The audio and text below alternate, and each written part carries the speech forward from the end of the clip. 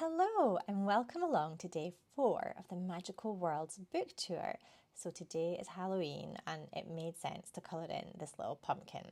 We're going to use the Faber Castell Polychromo colouring pencils, which is one of my favourite sets. This is the 120, so you get 3 layers of rainbow colours.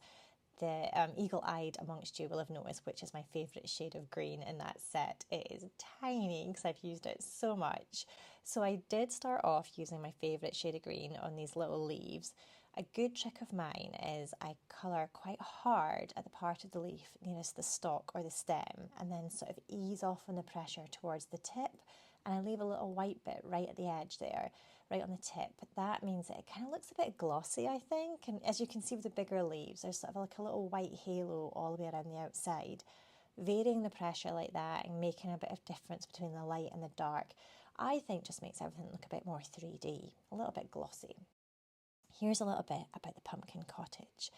Welcome to the pumpkin patch, home to a small community of magical elves who live in these charming little houses. Each dwelling has its own unique building features and has been lovingly converted from humble vegetable to cosy home. There have been odd reports of eerie goings on around these parts at this time of year, so keep your eyes open for anything spooky.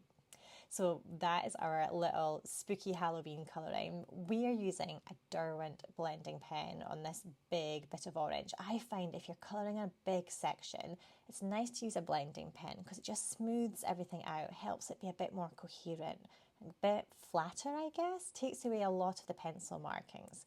So I did use a few different layers of orange there, blender pen, and then I added a bit more of a darker orange, almost like a burnt brown, just on the top to do some shadowy areas.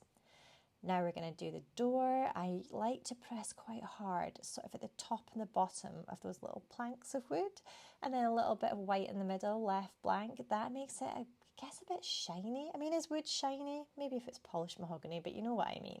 It just makes it look 3D.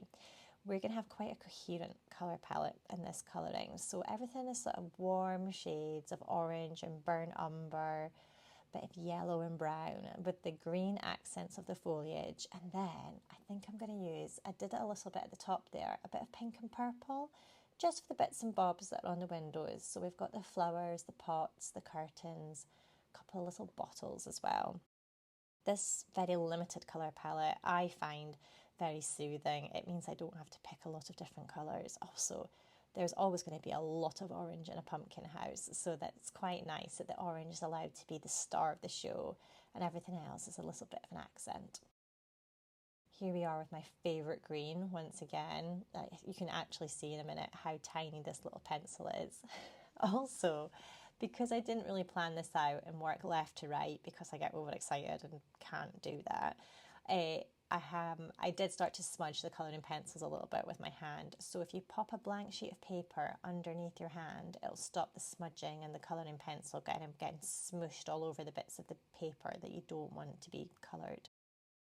Final few little bits here. We've got the wee lantern, we've done the daisies, a little bit of foliage at the bottom and these pumpkins. I thought for ages that I would do all the pumpkins different shades of orange, but then I thought it might be a bit too orange. So we have one kind of whitey grey pumpkin and then a yellowy green one and another little orange one. The mushrooms, they kind of took me by surprise. This one looks a little bit like a donut. I'm not really sure what was going on there. I think I was maybe hungry, but you know, we'll just go with it. Doesn't it look like a donut? Final few bits here. We've got the door steps, a little bit of green at the bottom just to ground it all. And then I think we're done. So there's a happy Halloween picture without it being too spooky, because you know what I'm like, big wimp, don't like the ghosties. But here we go. Happy Halloween, everyone.